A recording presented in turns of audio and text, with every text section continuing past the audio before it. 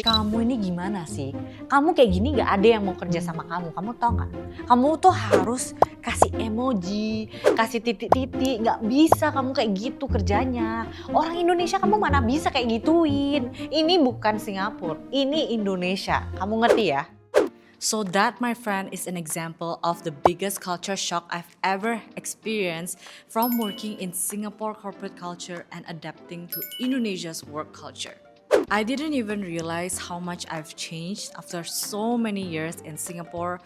If I count, it's like about 13 years. I still remember the first week in my corporate days, I called my sister and I was like, Tolonglah, aku nggak sanggup sih di sini. Kok orang-orangnya pada kayak gini, dingin-dingin semua. And I remember her telling me, that's just how it is. That's just how Singapore work culture works. Don't be so emotionally invested, you just let it be and stay professional. And little did I know, I became someone who I dreaded I would be last time. So when I went back to have this partnership with an Indonesian company, what I realized is that eyebrows went up, I got pulled aside, and I had to explain myself. So today, I'm breaking down the 7 work habits that I picked up from Singapore that made me do better at my job, but made me look like I had a serious attitude problem back home.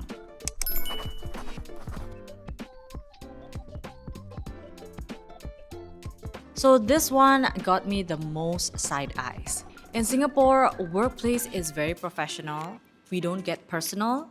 And work is just work. There's no friends in between. They are your colleagues. They are not your extended family. So you don't need to eat lunch every single day. You don't need to know what's their weekend plans. You don't have to stay back and have dinner together. Last time when I was in Big Four, throughout my lunch days, I can even survive eating alone. And especially when it's peak period, there's no time to chit chat. I just focus on my work. Doesn't mean that I do not develop any personal relationship afterwards from work, but work is just work. There's nothing personal to it. But if you do the same thing in Indonesia, actually you can be called sombong even. Like that can be a topic in the workplace. Like, who does she think she is? She thinks she's better than us now? Oh, so she's eating alone now. And here's what I've learned. Actually, it is good to keep everything professional, but building rapport is very essential in Indonesia. If you don't build the relationship, it is hard for you to get things done. It is also the same in Singapore, but maybe not so much as compared to Indonesia.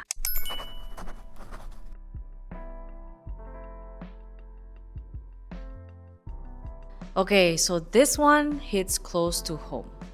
In a lot of Indonesian workplaces, sorry is like a filler word. Sorry for messaging late, sorry for asking a question, sorry to even be in this meeting today. It's almost reflexive in what we do. Every time something small comes up, we just say sorry, sorry, sorry, sorry, sorry, sorry, sorry, sorry, sorry, as if it's something that we really take it so lightly in Indonesia. But in Singapore, this is definitely not the way to go. I realize even when I point out a certain typo from my colleague or vice versa, we don't say sorry. We just focus on the solution. And we will be more careful next time. We don't say sorry, we say, thanks for pointing that out. Let me amend it right now. Why this point actually matters is because I want to tell Indonesians, if they work in an international workplace, saying sorry is something that people don't say often. Because if you keep saying sorry, it's like you're always wrong. So there is that ego, there is that pride that you don't constantly make mistakes. You only say sorry when it's really, really your fault. So small things, you don't necessarily have to say it, but of course we avoid those small mistakes. But it is not the norm to say that in Singapore.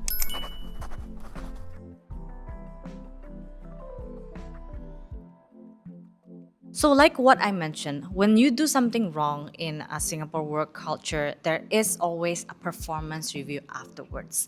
So this performance review assessment is not really common in Indonesia. In the Big Four work culture, your performance review is the biggest thing on earth. It's like a huge thing. It determines the pay that you're gonna get, it's the bonus, and also the eyes that people will look into you if you kind of failed your performance review. If they gave you a low ranking, it means that you might have to go through PIP, performance improvement plan, which means in 6 months you have to prove that you have improved. If you don't, they can just sack you out. That is how it is. And in Indonesia, most of the SMEs, they don't practice this. A lot of the times companies just keep retaining the underperforming employees.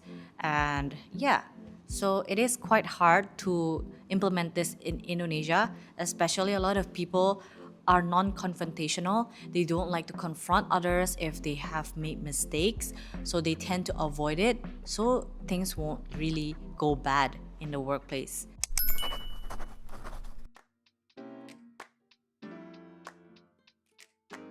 Another Singapore work habit that I really love is the clarity on timeline.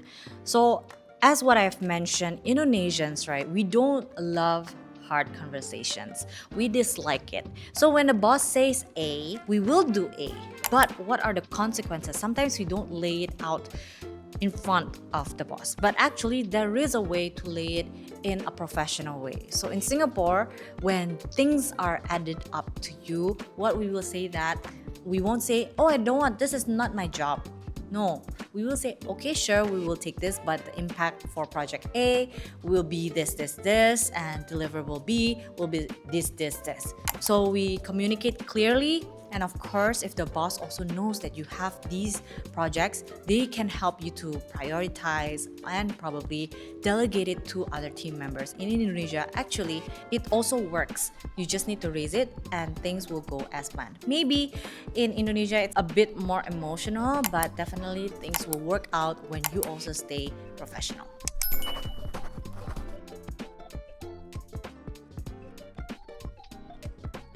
This is so important. So documentation is everything in Singapore. After a meeting, we will have minutes of meeting and it's almost instant with action items laid out. But in Indonesia, a lot of the times it's even in voice notes, verbal lunches, all the things that could be important are all mentioned in over like a casual conversation. And you kind of have to grasp everything all at once. But what I practice is that you should actually document it, and thankfully there's AI right now. So whatever that we do, it is kind of already automated, be written down with all the action items. I'm not saying that Indonesia work culture avoids this. I know my mom practices this in her workplace. Like every single time we have a meeting, we will have to jot down all the meeting notes. But some places, they might not do it. So again, I think this is for most places, like what I've heard before. But in Singapore, it's basically everywhere where they have written document.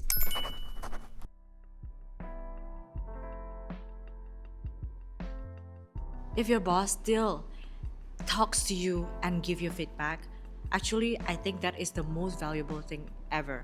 Because if they stop giving you feedback and they give you silence, that is the scariest thing that you can ever receive in your Singapore corporate career. What I've noticed from my 4 years of working in corporate, especially in Big Four, I realized that the feedback is very straightforward, it is clean, it's not emotional, and it is also in a way that improves my skills in my career, in my personal development. And when I did the same to the Indonesian team, I think they were quite taken aback, which I also pray to God every single day to give me more gentleness. You know, in Singapore, they are very straightforward. They don't even put any like emojis or anything like that. But in Indonesia, I think it is a must. It sounds more respectful, gives off a positive vibe, and this is something that I've not done before. So what I noticed is that in Indonesia, even though you give feedback, you have to be very careful on how you say it because they can be quite emotional also. I think keeping it professional and also still saying it in a very nice way is important. So if you're not used to it, you have to be used to it because that's just how things goes in Indonesia.